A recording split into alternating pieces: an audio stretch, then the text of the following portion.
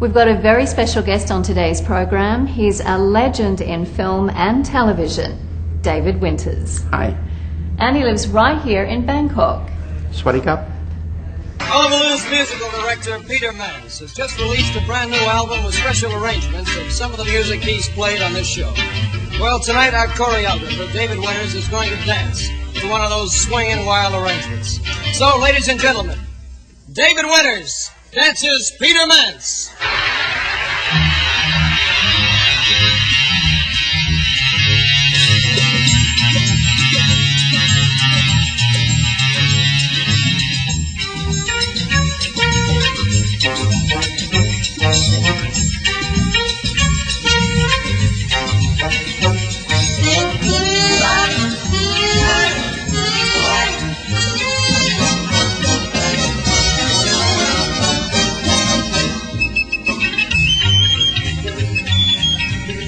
In 1965, across America, Hullabaloo was NBC's top-rating musical variety show.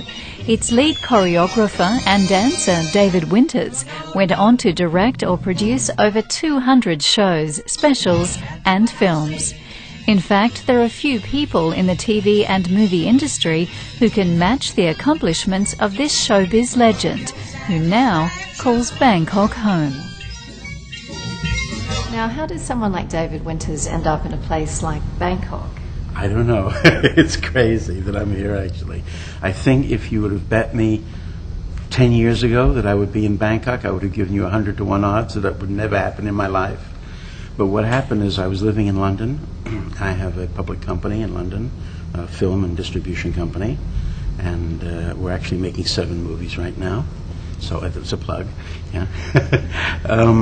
So I entered a film that I'd made in Spain with Gary Busey. You know, Gary was he was nominated for the Academy Award for the Buddy Holly story. He played Buddy Holly, and he's been in a million movies, Under Siege, and you've seen Gary in a million movies. Anyhow, so I did a picture in Spain with Gary in Ibiza, actually, which is the disco island, all the discos there. And I entered that film here in the film festival, and I won.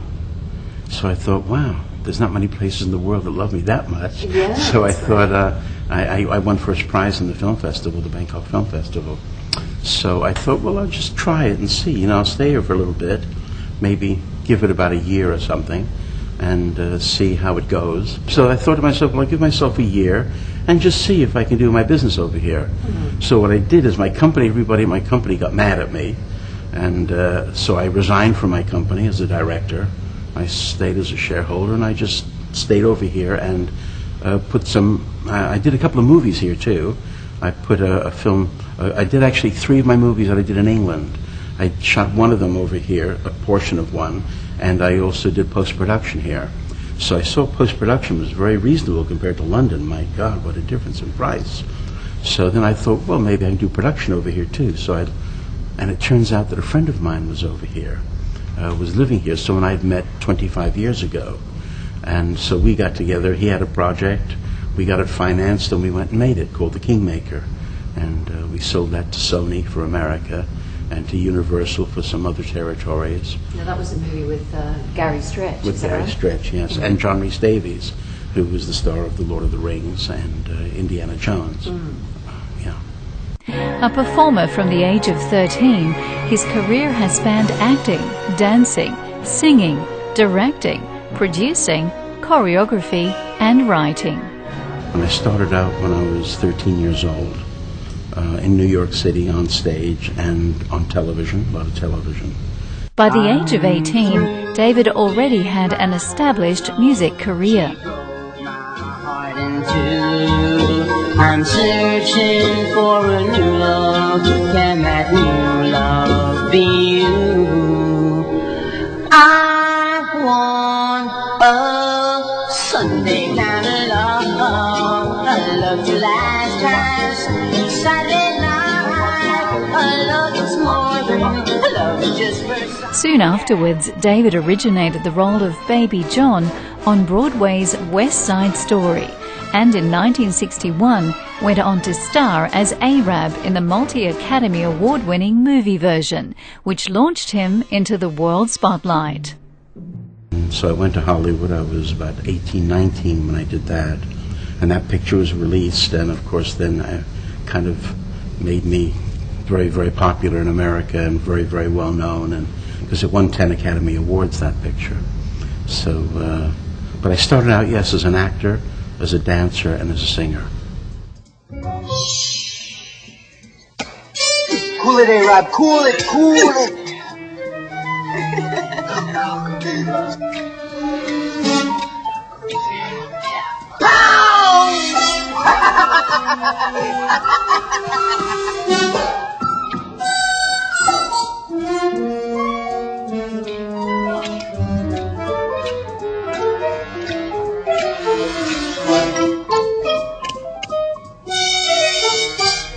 I mean, West Side Story, like you said, is a classic. It's a Yes. wonderful movie. Yes. Did you stay in touch with a lot of the actors for many years? Yeah, we're still in touch. It's amazing, you know. It's wow. Since we did them, the show was in 1957, so we're talking 52 years later. And George Shakiris and George came over here and visited me, and Russ Tamblyn was here, and Rita Moreno, who won the Academy Award, as did George, for Best Supporting Actors on the picture. What happened at the Bangkok Film Festival 2 years ago, they screened it twice. And so they brought over Russ Tamblyn and Rita Moreno. George wasn't available at the time. So yeah, we stay in touch. We have reunions. We have parties. We have reunion parties to this day. And what we kind of do is we kind of mix the film and the stage show, because some of the people in the stage show weren't in the film. And yeah, it's lovely. It's a great thing to have been a part of. I'm very proud of it, yeah. As a dancer and choreographer, he was the force behind the sexually charged movements of Elvis. He also worked with Anne Margaret and often with Nancy Sinatra. To keep the sky so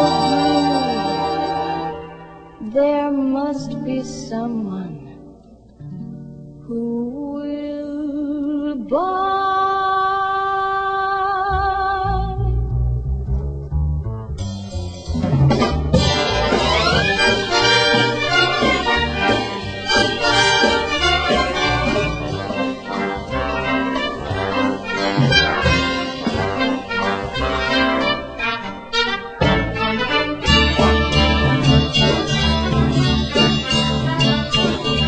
Now you're a dancer too. I mean, obviously as a choreographer as well, you've worked with some pretty amazing people. Just looking at the pictures on your wall. Yeah, I was very fortunate that actually Anne Margaret was one of my pupils, and she was doing a picture with a guy named Elvis Presley, and she recommended me for the movie, but they already had a choreographer, so she insisted that the director come and look at my dance class.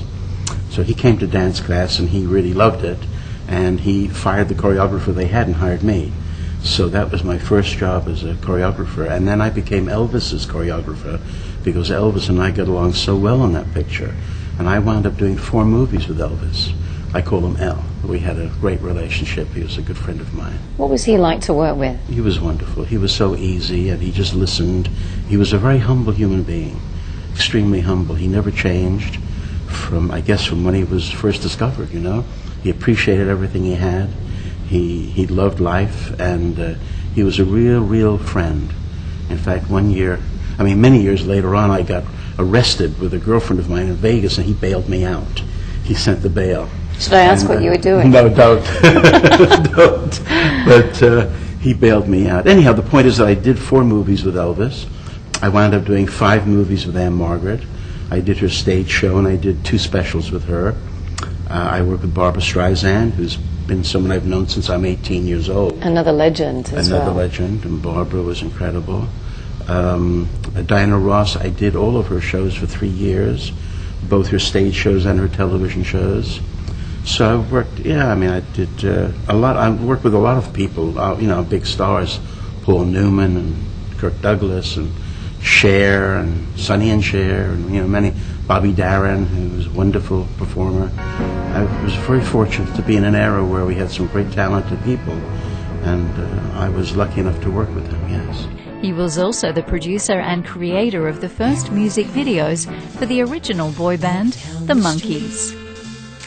We get the funniest looks from everyone we meet. Hey, hey, we're the Monkees, and people say we monkey around, but we're too busy singing to put anybody They down. also were a big music group. What we did is, when I was my first directing job was the Monkees, and we used to do what we called romps. We did 2 of them every show. So we would take a song, we take cameras like your camera here, and we just go crazy on the streets with them and tell them do this, do that, and we just filmed it, and then we edited it together, which is what they do with a lot of music videos today. So we did basically the first music videos. We didn't call them music videos, we called them romps.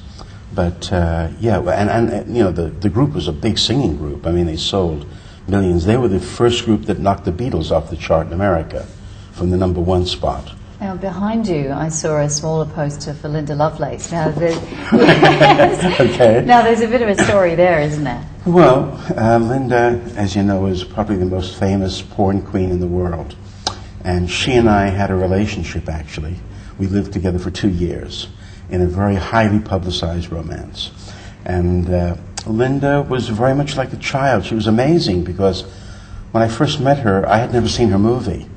And then I did see it. I was kind of shocked because it's not porn pictures I don't go to see.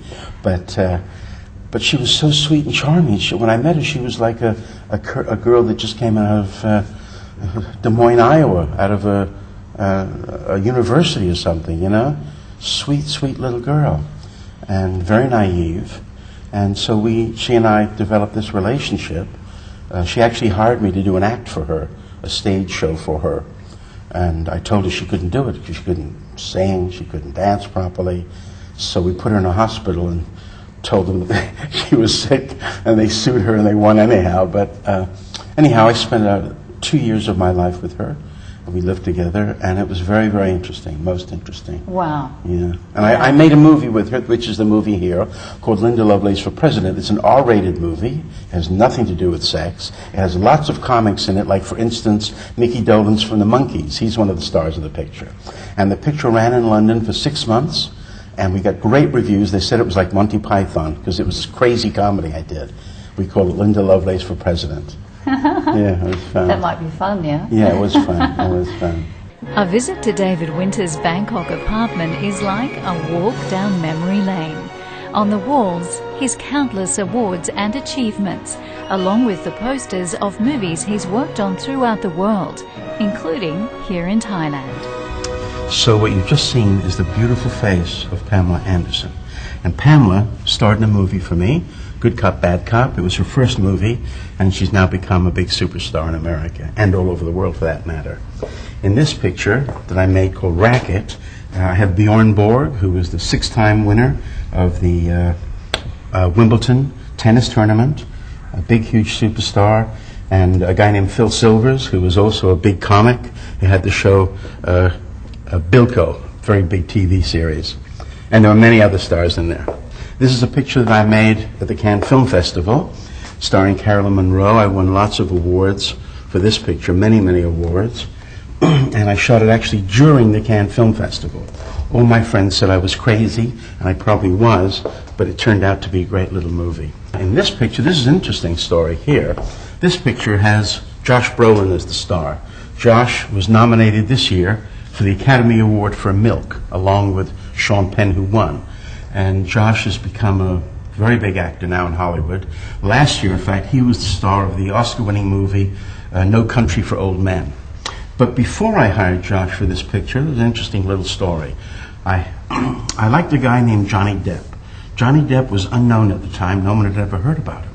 But I thought he auditioned for me like 400 other guys did. And I picked Johnny, and I thought he'd be great. He's got a great look. So I wanted him to be the star of this picture.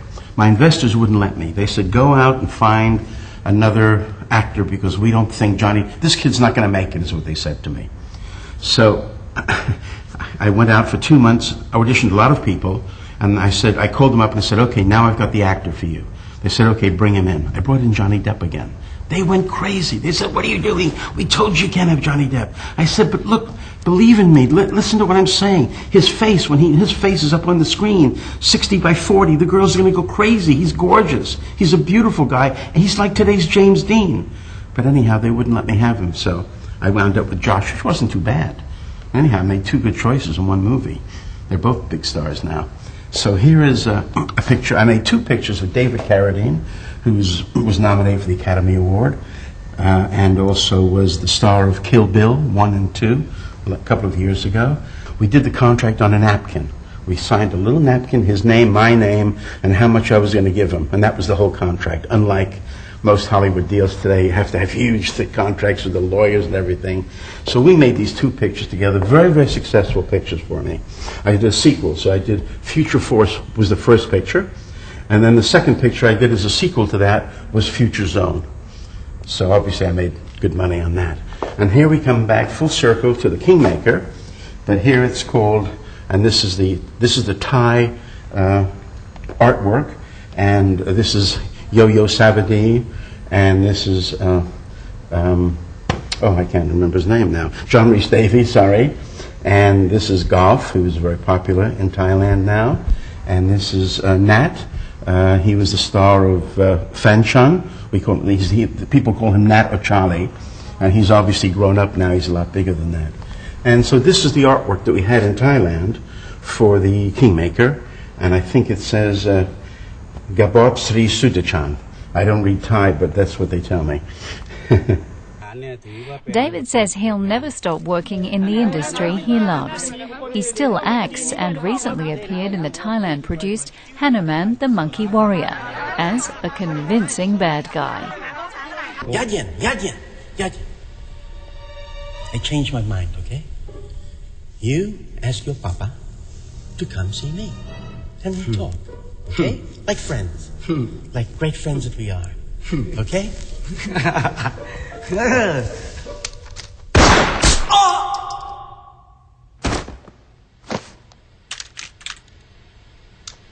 Well, let's all have dinner, shall we, boys? Come on, ladies. Let's start to celebrate the evening. Wine, women, dancing, food, everything your heart can desire. David is also producing and choreographing a Thailand ladyboy band and a documentary on the project as it unfolds. Now, obviously, you're not just sitting at home waiting for the next script to come along. You're working on a few other things. One of course, which is a ladyboy band. Now, Yes. people would say, "Wow, a ladyboy band." Can you tell us about that one? Well, I looked around in Thailand. I thought I'd like to do something, interesting, but I'd like to keep it in the business. And so, what does Thailand have that other places don't have? And so, it came to mind is ladyboys. They have incredibly beautiful men who became women, all had operations, and they're gorgeous. And as you know, many people that come here can't believe that they used to be men. When you look at these girls, they're stunning. So I thought, wow, if I could put together a band like that, a group where everybody thinks they're girls, kind of like a Pussycat Dolls, the American group Pussycat Dolls. If I put together this kind of a Pussycat Dolls, but they were all lady boys, well, that would blow everybody's mind in America, I know, and in England and in Europe and probably Japan, So I embarked on this putting together this ladyboy band. I call it Papillon, because papillon is French for butterfly, Yes. and the correlation is the butterfly that the caterpillar becomes a beautiful butterfly as these men become beautiful women. So we call it Papillon, and we're in the studio now recording and hope to have something in the next couple of months. And then we have to stage it, choreograph it, get pictures done, costumes done, and then go to market with it. He has even bigger plans for the future. Computers run all the same programs that we can all. And I've heard you talk in the past too about having studios developed here as well. Yes. In Thailand. Yeah. It could be a very good hub for the region. Fantastic, yes. Yeah, we have plans, hopefully, in the future to develop a studio, movie studio, theme park in Thailand, between Bangkok and Pattaya. Well, that's quite exciting. Yes, yeah, it'd be very exciting. Whether you're acting or singing or dancing, directing or producing, it seems to me, David, like that you love what you do. I love it more than anything in the world, except my mom. I love my mom more. But yes, I do. I love it so much. It's what I live for. It's what I wake up for every day. When I go to sleep at night, it's what I'm thinking about. I'm going to write a book, and it's going to be called Tough Guys Do Dance, because I was a tough guy when I was a kid. Or I'm going to call it My Life is a Film, because that's how I really feel. I feel that everything in my life is a film, and probably my life could be made into 3 films. You know, it's been quite an interesting trip, a lot of ups and downs, but it's always been exciting and interesting. And so...